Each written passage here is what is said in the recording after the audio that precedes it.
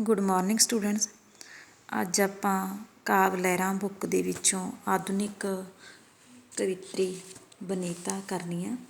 ਤਾਂ ਇਹਨਾਂ ਦਾ ਜਿਹੜਾ ਜਨਮ ਹੈ ਉਹ 1954 ਦੇ ਵਿੱਚ ਹੋਇਆ ਸੀ। ਤਾਂ ਜਿਹੜੇ ਡਾਕਟਰ ਵਨੀਤਾ ਨੇ, ਇਹਨਾਂ ਦੀ ਕਵਿਤਾ ਦੇ ਵਿੱਚ ਆਧੁਨਿਕ ਅਤੇ ਜਿਹੜਾ ਆਧੁਨਿਕ ਹੈ ਉਸ ਦੇ ਸੰਦਰਭ ਦੇ ਵਿੱਚ ਔਰਤ ਦੀ ਸੰਵੇਦਨਾ ਅਤੇ ਅਜੋਕੇ ਯੁੱਗ ਦੇ ਵਿੱਚ ਉਸ ਦੀ ਕੀ ਸਥਿਤੀ ਹੈ, ਤਾਂ ਇਹ ਇਹਨਾਂ ਨੇ ਬਿਆਨ ਕੀਤਾ। ਤਾਂ ਅਜੋਕਾ ਜਿਹੜਾ ਯੁੱਗ ਹੈ ਉਸ ਦੇ ਵਿੱਚ ਔਰਤ ਦੀ ਹੋਂਦ ਅਤੇ ਉਸ ਦੇ ਮਸਲਿਆਂ ਨੂੰ ਅਤੇ ਜਿਹੜੀ ਅਸਲ ਦੇ ਵਿੱਚ ਗੁੰਝਲਦਾਰ ਯਥਾਰਥ ਹੈ ਉਸ ਨੂੰ ਪਛਾਣਨ ਦੀ ਜਿਹੜੀ ਕੋਸ਼ਿਸ਼ ਹੈ ਉਹ ਡਾਕਟਰ ਵਨੀਤਾ ਨੇ ਕੀਤੀ ਹੈ। ਤਾਂ ਹੁਣ ਤੱਕ ਇਹਨਾਂ ਦੀਆਂ ਲਗਭਗ 40 ਜਿਹੜੀਆਂ ਪੁਸਤਕਾਂ ਨੇ ਉਹ ਅਲੱਗ-ਅਲੱਗ ਸਾਹਿਤ ਦੇ ਰੂਪਾਂ ਦੇ ਵਿੱਚ ਆ ਚੁੱਕੀਆਂ ਨੇ। ਤਾਂ ਇਹਨਾਂ ਦੀਆਂ ਹੁਣ ਤੱਕ ਦੀਆਂ ਜਿਹੜੀਆਂ ਕਵਿਤਾਵਾਂ ਜਾਂ ਕਾਵਿ ਸੰਗ੍ਰਹਿ ਨੇ ਉਹ ਨੇ, ਤਾਂ ਇਹਨਾਂ ਦੀਆਂ ਕਾਵਿ ਪੁਸਤਕਾਂ ਨੇ ਸੁਪਨਿਆਂ ਦੀ ਪਗਡੰਡੀ, ਛਾਵਾਂ ਦੀ ਕਬਰ, ਬੋਲ ਅਲਾਪ, ਮੰਦਰ ਸਪਤਕ, ਖਰਜ਼ ਨਾਦ, ਕਾਲ ਪਹਿਰ ਤੇ ਘੜੀਆਂ। ਤਾਂ ਇਹਨਾਂ ਦੀ ਜਿਹੜੀ ਬੁੱਕ ਹੈ ਕਾਲ ਪਹਿਰ ਤੇ ਘੜੀਆਂ ਕਾਵਿ ਸੰਗ੍ਰਹਿ, ਉਸ 'ਤੇ ਇਹਨਾਂ ਨੂੰ 2011 ਦਾ ਜਿਹੜਾ ਸਾਹਿਤ ਅਕਾਦਮੀ ਪੁਰਸਕਾਰ ਉਹ ਪ੍ਰਾਪਤ ਹੈ।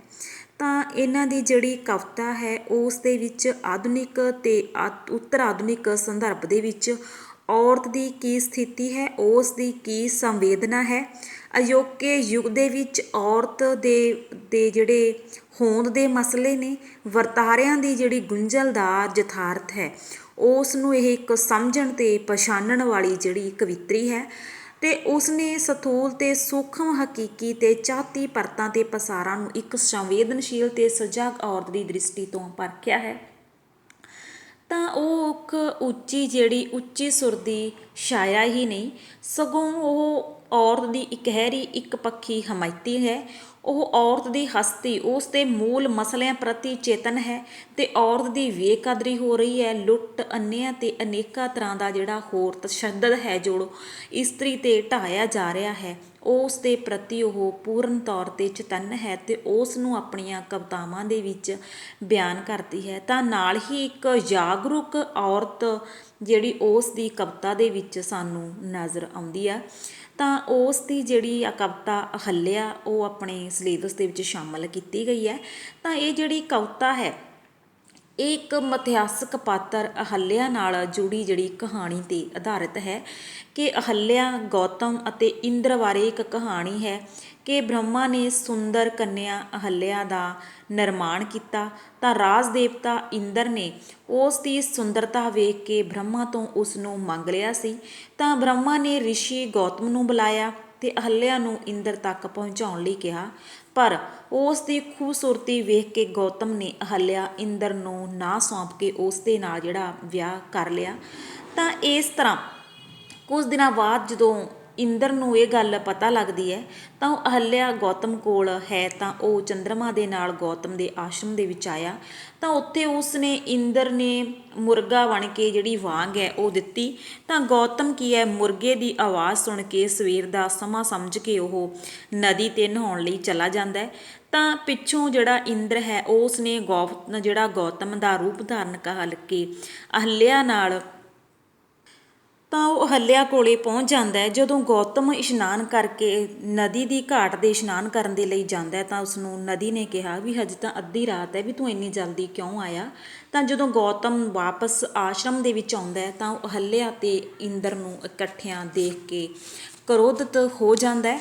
ਤਾਂ ਇਸ ਦੀ ਉਹ ਜਿਹੜੀ ਸਜ਼ਾ ਹੈ ਉਹ ਅਹੱਲਿਆ ਨੂੰ ਦਿੰਦਾ ਹੈ। ਤਾਂ ਇਸ ਤਰ੍ਹਾਂ ਇਸ ਦੇ ਵਿੱਚ ਕੀ ਹੈ ਕਿ ਤਾਂ ਇਸ ਮਿਥਿਹਾਸਕ ਹਵਾਲੇ ਦੇ ਨਾਲ ਇਹ ਕਵਿਤਰੀ ਹੈ ਜਿਹੜੀ ਉਹ ਮਿਥਿਹਾਸਕ ਯੁੱਗ ਤੋਂ ਅੱਜ ਦੇ ਯੁੱਗ ਦੇ ਤੱਕ ਬਦਲੀ ਜਿਹੜੀ ਨਾਰੀ ਦੀ ਸਥਿਤੀ ਨੂੰ ਬਿਆਨ ਕਰਦੀ ਹੈ। ਤਾਂ ਇਸ ਦੇ ਵਿੱਚ ਅਹੱਲਿਆ, ਗੌਤਮ ਅਤੇ ਇੰਦਰ ਦੀ ਕਹਾਣੀ ਦੇ ਰਾਹੀਂ ਅਜੋਕੇ ਜਿਹੜੇ ਯੁੱਗ ਦੀਆਂ ਜਿਹੜੀਆਂ ਇਸਤਰੀਆਂ ਨੇ ਉਹਨਾਂ ਦੀਆਂ ਬੇਵਸੀਆਂ, ਮਜਬੂਰੀਆਂ ਅਤੇ ਮਰਦ ਵੱਲੋਂ ਕੀਤੀਆਂ ਜਾਂਦੀਆਂ ਧੱਕਾਸ਼ਾਹੀਆਂ ਦੀ ਜਿਹੜੀ ਵਿਆਖਿਆ ਹੈ ਉਹ ਸਾਨੂੰ ਮਿਲਦੀ ਹੈ। ਤਾਂ ਜਿਹੜਾ ਇੰਦਰ ਹੈ ਜਦੋਂ ਜ਼ਬਰਦਸਤੀ ਅਹਲਿਆ ਕੋਲੇ ਪਹੁੰਚਦਾ ਹੈ ਤਾਂ ਉਹ ਜਿਹੜੀ ਅਹਲਿਆ ਹੈ ਉਹ ਉਸ ਨੂੰ ਕਹਿ ਰਹੀ ਹੈ ਕਿ ਔਰਤ ਦਾ ਮਨ ਹੈ ਜਿਹੜਾ ਉਹ ਜਿੱਤਿਆ ਨਹੀਂ ਜਾ ਸਕਦਾ। ਤਾਂ ਇਸ ਤਰ੍ਹਾਂ ਇਸ ਕਵਿਤਾ ਦੇ ਵਿੱਚ ਆਧੁਨਿਕ ਯੁੱਗ ਦੀ ਜਿਹੜੀ ਨਾਰੀ ਹੈ ਉਸ ਦੀ ਸੋਚ ਨੂੰ ਪਰਿਵਰਤਿਤ ਕਰਦਿਆਂ ਮਰਦ ਤੇ ਉਸਨੇ ਜਿੱਤ ਪ੍ਰਾਪਤ ਕਰਨ ਦੀ ਜਿਹੜੀ ਕੋਸ਼ਿਸ਼ ਹੈ ਉਹ ਕੀਤੀ ਹੈ। ਤਾਂ ਜਿਹੜੀ ਆਧੁਨਿਕ ਯੁੱਗ ਦੀ ਜਿਹੜੀ ਨਾਰੀ ਹੈ ਉਸ ਦੀ ਸਥਿਤੀ ਪਿਛਲੇ ਸਮੇਂ ਨਾਲੋਂ ਕੁਝ ਹੱਦ ਤੱਕ ਸਾਨੂੰ ਹੁਣ ਜਿਹੜੀ ਪਰਿਵਰਤਿਤ ਹੁੰਦੀ ਜਿਹੜੀ ਹੁਣ ਬਦਲਦੀ ਜਿਹੜੀ ਨਜ਼ਰ ਉਹ ਆ ਰਹੀ ਹੈ। ਤਾਂ ਆਪਾਂ ਕਵਿਤਾ ਕਰ ਰਹੇ ਹਾਂ ਅਹਲਿਆ। ਤਾਂ ਕਵਿਤਾ ਹੈ, ਹੇ ਗੌਤਮ ਮੈਨੂੰ ਕੀ ਪਤਾ ਸੀ ਰਾਤ ਦੇ ਹਨੇਰੇ ਦਾ ਜਸ਼ਨ ਮੇਰੇ ਲਈ ਸਰਾਪ ਬਣ ਜਾਣਾ ਸੀ। ਇੰਦਰ ਦੀਆਂ ਸਾਜ਼ਿਸ਼ਾਂ ਨੇ ਮੇਰਾ ਹੀ ਘਰ ਲੁੱਟ ਜਾਣਾ ਸੀ। ਸਾਜ਼ਿਸ਼ਾਂ 'ਚ ਘਿਰੇ ਕੁੱਕੜ ਨੇ ਵੀ ਇੰਦਰ ਦਾ ਦਾਣਾ ਖਾਣਾ ਸੀ। ਦਾਣਾ ਖਾ ਸਮੇਂ ਤੋਂ ਪਹਿਲਾਂ ਵਾਂਗ ਦੇਣੀ ਸੀ। ਪਰ ਗੌਤਮ ਇਹ ਕੰਡਾ ਤੇਰੇ ਸਰਾਪੇ ਮੂੰਹੋਂ ਮੇਰੇ ਦਿਲ ਨੂੰ ਜ਼ਰੂਰ ਵਿੰਨ੍ਹਦਾ ਰਿਹਾ ਕਿ ਤੈਨੂੰ ਯਾਦ ਆਉਣ 'ਤੇ ਸਰਗੀ ਵੇਲਾ ਚੰਨ ਨਦੀ ਨੀਂਦ ਜਾਂ ਕਿਸੇ ਦੀ ਵਕਤ ਚਾਲ ਦਾ ਅਹਿਸਾਸ ਨਾ ਹੋਇਆ। ਤਾਂ ਇਸ ਕਵਿਤਾ ਦੇ ਵਿੱਚ ਜਿਹੜੀ ਅਹਲਿਆ ਹੈ ਉਹ ਕਦੇ ਗੌਤਮ ਤੇ ਕਦੇ ਇੰਦਰ ਨੂੰ ਸੰਬੋਧਨ ਕਰਦੀ ਹੋਈ ਮਰਦ ਜਾਤ ਦੀ ਜਿਹੜੀ ਇੱਕ ਕਟਾਖਸ਼ ਹੈ ਉਸ 'ਤੇ ਵਿਅੰਗ ਹੈ ਜਿਹੜਾ ਉਹ ਕਰ ਰਹੀ ਹੈ। ਤਾਂ ਉਹ ਕਹਿ ਰਹੀ ਹੈ ਕਿ ਇਹ ਵੀ ਮੈਨੂੰ ਕੀ ਪਤਾ ਸੀ ਕਿ ਜਿਹੜੇ ਇਹ ਰਾਤ ਦੇ ਹਨੇਰੇ ਦਾ ਜਸ਼ਨ ਹੈ ਉਹ ਮੇਰੇ ਲਈ ਸਰਾਪ ਬਣ ਜਾਣਾ ਹੈ, ਕਿ ਇੰਦਰ ਨੇ ਆ ਕੇ ਕੁੱਕੜ ਦੀ ਤਰ੍ਹਾਂ ਜਿਹੜੀ ਵਾਂਗ ਹੈ ਉਹ ਦੇਣੀ ਹੈ ਅਤੇ ਮਤਲਬ ਕਿ ਗੌਤਮ ਨੇ ਉਸ ਵਾਂਗ ਦੇਣ 'ਤੇ ਨਦੀ ਵੱਲ ਚਲੇ ਜਾਣੇ ਅਤੇ ਉਸ ਤੋਂ ਬਾਅਦ ਜਿਹੜਾ ਇੰਦਰ ਹੈ ਉਹ ਅਹਲਿਆ ਕੋਲੇ ਪਹੁੰਚ ਜਾਂਦਾ। ਤਾਂ ਉਹ ਗੌਤਮ ਹੈ ਜਿਹੜਾ ਉਹ ਸੋਚ ਰਿਹਾ ਹੈ ਕਿ ਉਸ ਨੂੰ ਕਿਉਂ ਪਤਾ ਨਹੀਂ ਲੱਗਿਆ ਕਿ ਹਜੇ ਜਿਹੜਾ ਦਿਨ ਹੈ ਉਹ ਨਹੀਂ ਚੜ੍ਹਿਆ। ਤੂੰ ਤਾਂ ਰਿਸ਼ੀਵਰ ਸੀ ਨਾ ਗੌਤਮ, ਤਾਂ ਫਿਰ ਕਿੱਥੇ ਗਈ ਤੇਰੀ ਤੀਜੀ ਅੱਖ ਉਸ ਵਕਤ, ਕਿੱਥੇ ਗਈ ਉਸ ਵਕਤ ਤੇਰੀ ਭਗਤੀ ਜਪ ਤਪ ਤੇ ਸੱਤ। ਕਹਿੰਦੇ ਵੀ ਤੈਨੂੰ ਪਤਾ ਵੀ ਨਾ ਲੱਗਿਆ ਕਿ ਹਜੇ ਸਵੇਰ ਨਹੀਂ ਹੋਈ। ਤਾਂ ਕਹਿੰਦੇ ਵੀ ਤੇਰਾ ਉਹ ਜਪ ਤਪ, ਤੇਰੀ ਉਹ ਭਗਤੀ, ਤੇਰਾ ਉਹ ਗਿਆਨ ਹੈ ਜਿਹੜਾ ਉਹ ਕਿੱਥੇ ਗਿਆ।